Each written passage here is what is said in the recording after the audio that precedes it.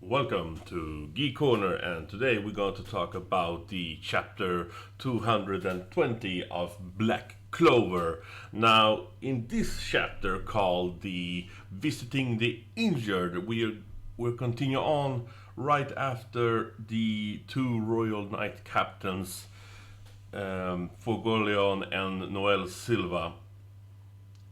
No, what was his name? Nocel Silva, yes, when they were actually defending and giving out the order of the Julius Novachronos to the Asta and the Black Bulls. Now, the nobles are actually considering what just happened, that the exiling of the possessed demon, then it means that they would be safe. And the Black Bulls are, and then they say, like, the Magic Emperor proposal seemed reckless. And but since the order was given out by the two royal captains, so in a way the nobles are so stupid and sheep-like creature that they, as soon as they see that they are safe in a way, they can accept that. Now Damnatio is critic about this, but he still see that the scales are not to his favor, so he accepted. And then we go on right to Julius Novachronos and Damnatio confronting him. Now it's interesting how they talk, because in the end Damnatio seems like a really logical person. He doesn't take any emotion to account, or like it doesn't take risk. He only take the information that is given and the most logical thing about it. So in a way, he isn't really a villain, but he is more like a anti. How you say? He's more like a person that isn't a villain or a hero. He's like he's outside the thing that's looking only about the safety of the kingdom. Now, is this a safety for kingdom as a whole, the people, or just the noble size and the royalty? That we don't know. Anyhow, as Julius say to Damnatio, he's not the one bearing it, but he's the one entrusting it. Not responsibility, but faith on it.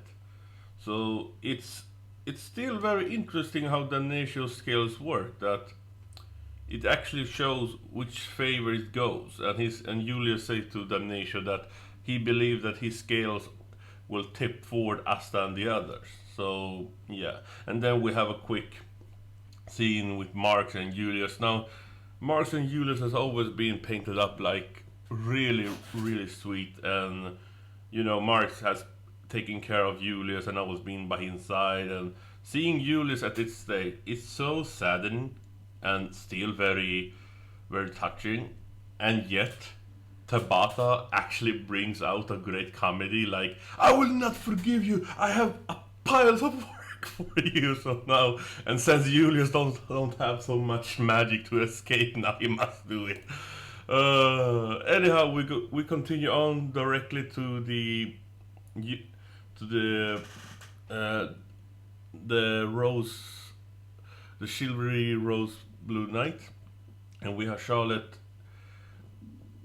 the Captain Magic Charlotte. And it's interesting that they're going on what happened to her, that she was taken over by an elf and she couldn't do anything, and Sol tells her that she isn't the one to blame, because in the end no one could expect that to happen and could not be handled except for Yami. So it's quite funny when Sol is actually, how you say, speaking good thing about Yami, and Charlotte is like, oh my god, everything that happened throughout the arc, everything touching, feeling, and near has been like quite funny. And she remember what the elf said, that it was never the intention to show any courtesy while controlling that body. So Charlotte thinks that maybe Yami knows that Charlotte likes Yami.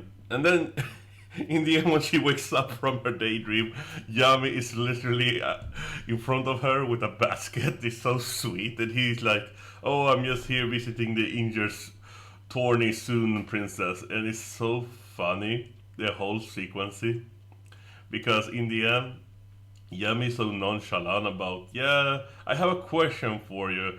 And Charlotte's like imagining the worst thing, like he asking about her feeling, but in the end, he just want to know about the curse, since Charlotte also is cursed. But let's see how Tabata will develop on that. So, in the end, Charlotte makes like a super sprint marathon throughout the city, like through building and running on top a river. So it's quite funny.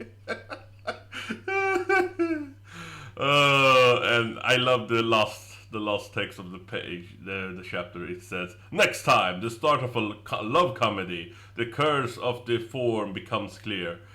So anyway, this has been my short review of Black Clover chapter 220. What do I think about it? It was needed.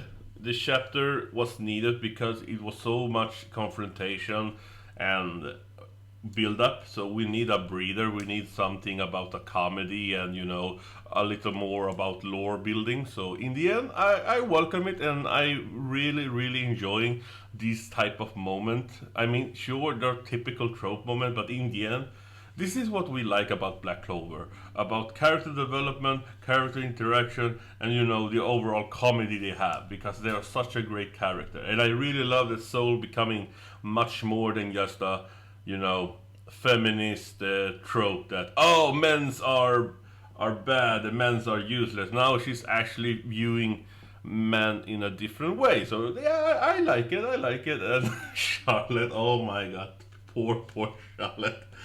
Anyway, this has been my review, so I hope you have a good time. See you in the next one. Bye bye.